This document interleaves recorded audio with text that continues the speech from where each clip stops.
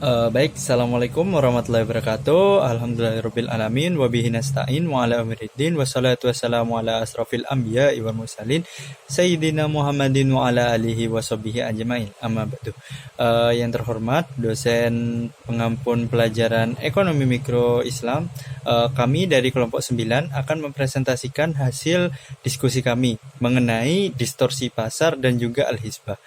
Mungkin untuk selanjutnya saya serahkan kepada kelompok pemateri untuk memaparkan hasil presentasinya. Terima kasih.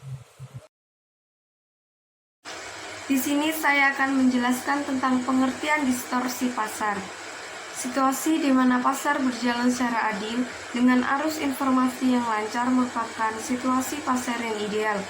Namun pada kenyataannya, situasi tersebut sulit untuk dicapai karena sering kali terjadi adanya gangguan atau interupsi di dalam pasar. Kondisi yang demikian disebut dengan distorsi pasar.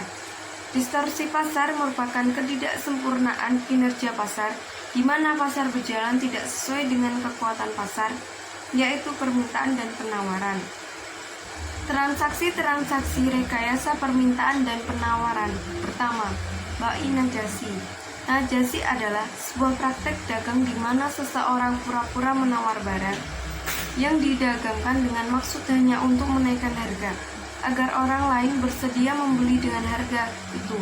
Di dalam hadis yang diriwayatkan oleh Tirmidzi, Rasulullah SAW bersabda, "Janganlah kamu sekalian melakukan penawaran barang tanpa maksud untuk membeli." Hadis riwayat Tirmidzi. Yang kedua, yaitu ihtikar.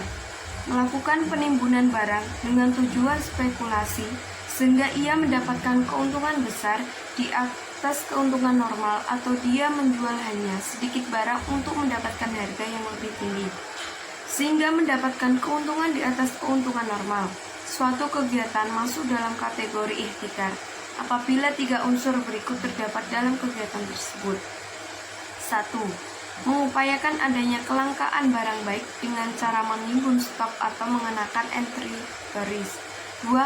Menjual dengan harga yang lebih tinggi dibandingkan dengan harga sebelum munculnya kelangkaan. 3.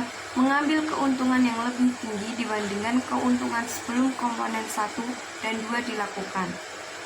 3. Talaki rukban adalah tindakan yang dilakukan oleh pedagang kota membeli barang petani di luar kota untuk mendapatkan harga yang lebih murah dari harga pasar yang sesungguhnya. Rasulullah melarang ini dalam hadis yang diriwayatkan oleh Bukhari. 4. Penipuan atau tadlis adalah kondisi di mana satu pihak tidak mengetahui kondisi yang sebenarnya sehingga pihak yang mengetahui informasi memanfaatkan kondisi tersebut untuk mendapatkan keuntungan dengan menipu pihak yang tidak tahu. Kondisi ini disebabkan karena adanya incomplete information. Tadlis ini terjadi karena adanya ketidakjujuran di antara pihak yang melakukan transaksi. Tadlis dibedakan menjadi 3. Pertama, tadlis dalam kuantitas ialah kegiatan menjual barang kuantitas sedikit dengan harga barang kuantitas banyak. Yang kedua, tadlis dalam kualitas ialah menyembunyikan cacat atau kualitas barang yang buruk yang tidak sesuai dengan yang disepakati oleh penjual dan pembeli. Yang ketiga, tadlis dalam harga ialah menjual barang dengan harga yang lebih tinggi atau lebih rendah dari harga pasar karena ketidaktahuan pembeli atau penjual. Yang keempat, tadlis dalam waktu penyerahan ialah bila si penjual tahu persis ia tidak akan dapat menyerahkan barang pada besok hari, namun menjanjikan akan menyerahkan barang tersebut pada besok hari. Selanjutnya yang kelima, takhrir, berasal dari kata bahasa Arab gharar, yang berarti akibat, bencana, bahaya, risik, dan ketidakpastian. Dalam istilah fikih muamalah, takhrir berarti melakukan sesuatu secara membabi buta, tanpa pengetahuan yang mencukupi, atau mengambil resiko sendiri dari suatu perbuatan yang mengandung risiko tanpa memikirkan konsekuensinya. Baik, Assalamualaikum warahmatullahi wabarakatuh. Di sini saya Syafirgio Anugrah Kausar. Sini saya akan menjelaskan mengenai konsep Islam untuk distorsi pasar. Jadi, dalam sistem ekonomi Islam, para pelaku pasar hanya memiliki satu tujuan utama, yaitu sebuah transaksi yang hanya mengharapkan ridho dari Allah Subhanahu wa taala. Oleh karena itu, bertransaksi dalam konsep Islam itu merupakan sebuah amal ibadah dalam kehidupan ekonomi. Konsep dasar Islam itu dibangun atas prinsip-prinsip dasar eh, Islam atau maqasid syariah. Sebagai berikut. Yang pertama adalah kerelaan, dan yang kedua yakni kejujuran, yang ketiga adalah keterbukaan, dan yang keempat adalah keadilan.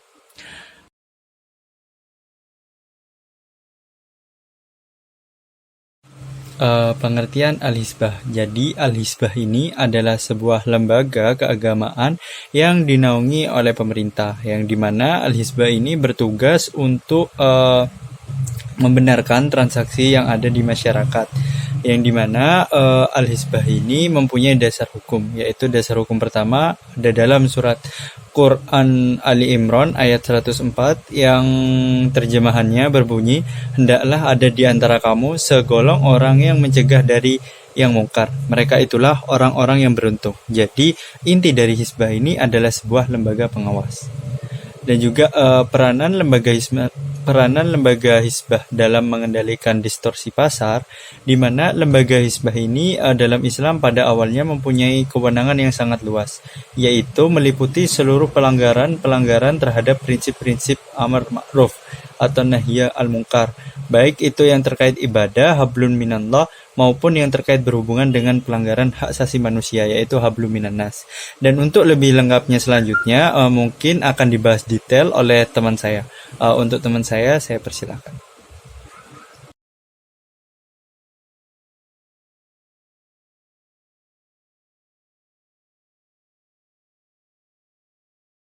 Peranan lembaga Al-Hizbah dalam mengendalikan distorsi pasar. Al-Hizbah dalam Islam pada awalnya mempunyai kewenangan yang sangat luas, yaitu meliputi seluruh pelanggaran terhadap prinsip-prinsip amar ma'ruf dan nahi al-munkar, baik itu yang terkait dengan ibadah hablum minallah maupun yang berhubungan dengan pelanggaran sosial, ekonomi hablum minanas, atau yang berhubungan dengan keduanya, yaitu hablum minallah dan hablum minanas, secara bersamaan di luar kewenangan wilayah qadha dan wilayah mazalim. Wewenang lembaga Al-Hizbah pertama yaitu perkara yang berkaitan dengan hak Allah, yang kedua perkara yang berkaitan dengan hak manusia, yang ketiga yaitu perkara yang berkaitan dengan hak keduanya, yaitu hak kepada Allah dan hak kepada manusia. Tugas pokok lembaga Al-Hizbah utamanya adalah melakukan pengawasan. Di sini ada dua macam pengawasan yang menjadi tugas lembaga Al-Hizbah. Yang pertama yaitu pengawasan yang bersifat umum, meliputi seluruh aspek kehidupan berkaitan dengan pelaksanaan kewajiban dan mencegah kemungkaran. Yang kedua yaitu pengawasan yang bersifat khusus, yaitu berkaitan dengan kegiatan pasar seperti perindustrian dan perdagangan, berkaitan dengan administratif dan pemeliharaan kualitas dan standar produk. Di sini dibagi menjadi 5 yang pengawasan bersifat khusus. Yang pertama yaitu melakukan pengecekan secara rutin terhadap ukuran, takaran, dan timbangan. Yang kedua yaitu menjaga kualitas barang. Yang ketiga menjaga kejujuran dan keadilan dalam setiap transaksi. Yang keempat yaitu menjaga kestabilan harga. Yang kelima yaitu bila dianggap perlu mustasib dapat mengendalikan harga.